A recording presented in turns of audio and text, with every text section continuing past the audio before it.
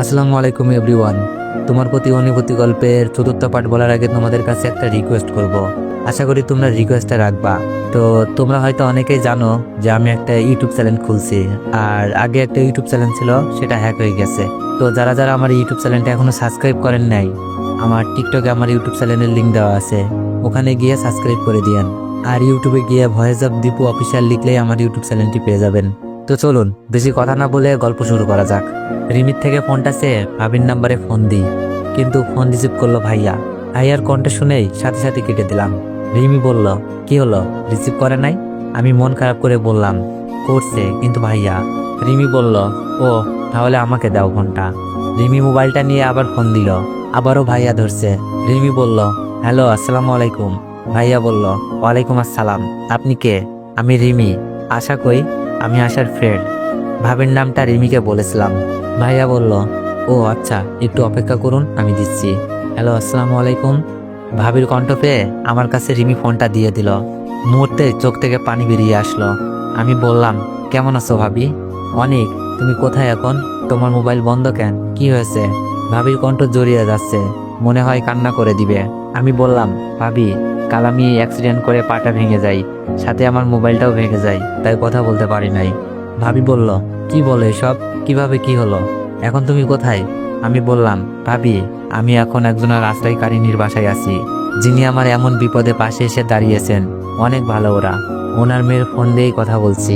ভাবি বলল, আমাকে একটা বিকাশ নাম্বার দাও, আমি টাকা পাঠাচ্ছি। আচ্ছা ভাবি, যখন লাগবে জানাবো। বাসার অবস্থা কেমন? খুব জানতে ইচ্ছা করছে।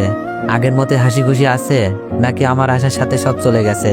ভাবি বলল, ভালো না, আব্বু আম্মুর মন খারাপ, কাল রাতে কেউ খাবার খায়নি। তবে মিথিলা আর সুমিত জামাইকে কেমন যেন হাসি খুশি মনে হচ্ছে, তাদের মতে গতি সুবিধার মনে হচ্ছে না। আমি তো দুলাভাইকে ভিডিওটা দেখিয়ে ভয় দেখাইছি যেন না মিশে, তবু ওরা নিজেদের ভুল বুঝতে পারছে না। খুব রাগ হচ্ছে, মনে হচ্ছে ভিডিওটা নিয়ে বাসায় যাই, সবাইকে দেখিয়ে দিই, কিন্তু এখন তো চাইলেও সম্ভব না, ভিডিওটা হারিয়ে গেছে।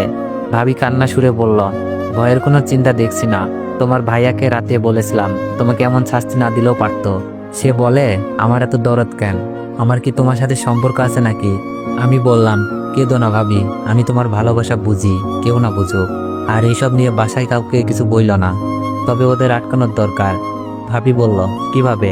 আমি ভাবিকে বলতে বললাম, তুমি দুলাভাইকে বলবা অনেক যে ভিডিওটা যাওয়ার সময় আমাকে দিয়ে গেছে, বলেছে আর যদি মিথিলার সাথে মিশতে দেখি বাসার সবাইকে দেখাতে। ভাবি বলল, আচ্ছা আজকেই বলবো। আমি বললাম, খুব গোপনে, দেখো ওরা ভালো হয় কিনা। ভাবি কান্না সুরে বলল, অনিক, তুমি ওদের জন্য কেন মন করছো? যারা তোমার মিথ্যা অপবাদে বাসা থেকে বের করে দিল, এখন প্রমাণটাও হারিয়ে ফেলেছ, তুমি কি আর ফিরবে না? চোখ বেয়ে পানি পড়ছে। ফিরবো ভাবি, তবে যেদিন সবাই তাদের ভুল বুঝতে পারবে। তোমার ভাইয়া আসছে, রাতে ফ্রি হলে কল দিব। ফোনটা রেখে দিল ভাবি। রিমির চোখের কোণেও পানি। রিমি বলল, অনেক, আপনি কি মানুষ? আমি বললাম, কেন? রিমি বলল, যে আপনার বাসা ছাড়া করলো, মিথ্যা অপবাদ দিল, তার জন্য এত ভাবছেন? মনে রাখবেন, এই দুনিয়ায় কেউ কারোর জন্য অতটা ত্যাগ স্বীকার করে না। আমি বললাম, তাহলে আপনারা কেন করছেন? আপনারা তো চাইলেই আমাকে কিছু টাকা ধরিয়ে দিয়ে চলে আসতে পারতেন, কিন্তু আমার ভালোর জন্যই বাসাতে নিয়ে আসলেন, ত্যাগ স্বীকার করছেন। রিমি বলল, আপনি আমাদের উপকার করেছেন, ধরে নিতে পারেন তাই আমরা আপনার উপকার করছি, কিন্তু মিথিলা দুলাভাই তো আপনার সম্মান ডুবিয়ে বাসা থেকে বের করে দিল। রিমির কথা যুক্তিযুক্ত। আমি বললাম, মিথিলা আমার চাচাতো বোন, যাকে আমি ভালোবাসতাম, তার সম্মান কি করে নষ্ট করি বলুন তো?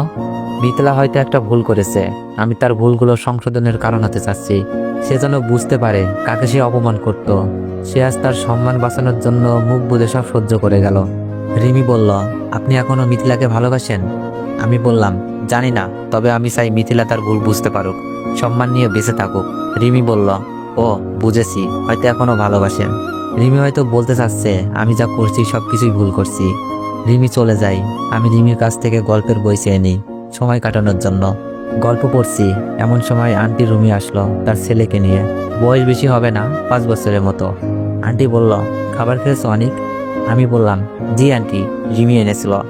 আন্টি বলল, আচ্ছা টিভি ছেড়ে দিব?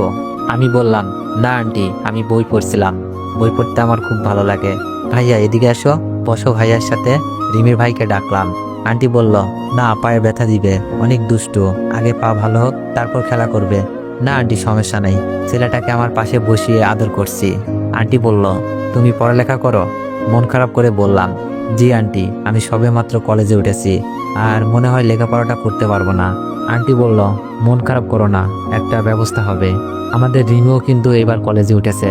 ও, তার মানে সমবয়সী, ভালোই হলো, সময়টা পড়ালেখা করে চালিয়ে দিব। আন্টি বলল, আচ্ছা তুমি রেস্ট নাও, পরে এসে দেখে যাব।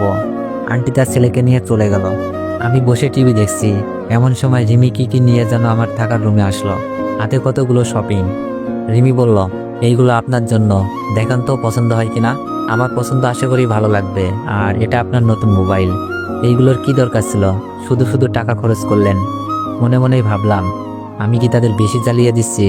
রিমি বলল, তাই নাকি, এক কাপড়ে থাকতে পারবেন, আর সারাদিন রুমে বসে সময় কাটাবেন কিভাবে শুনি। আমি বললাম, এই ধরুন, এখানে 5,000 টাকা আছে, আর বাকিটা ভাবিকে বলে নিয়ে দিব। আসলে বিষয়টা নিজের কাছেই খারাপ লাগছিল। রিমি রেগে বলল, কি বললেন, আরেকবার বলুন, আপনার ওই পাটাও ভেঙে দিই। ভালোবাসার দাম কি টাকা দিয়ে দেওয়া যায়? আমি বললাম, না, আসলে আমার লজ্জা লাগছে, আপনাদের বাসায় আসি, আপনারাই আবার আমার জন্য এত কিছু করছেন। রিমি বলল, লজ্জা থাকা ভালো। পছন্দ হয়েছে? রিমির পছন্দ অনেক ভালো, সবগুলো কাপড়ই ভালো লাগছে। আমি বললাম, আপনার পছন্দ অনেক ভালো, আর ধন্যবাদ। রিমি বলল, কেন? আমি বললাম, এগুলোর ভীষণ প্রয়োজন ছিল। রিমি মুখ ভেঙচি দিয়ে বলল, ওই সময় তো এগুলোর কি দরকার ছিল বললেন।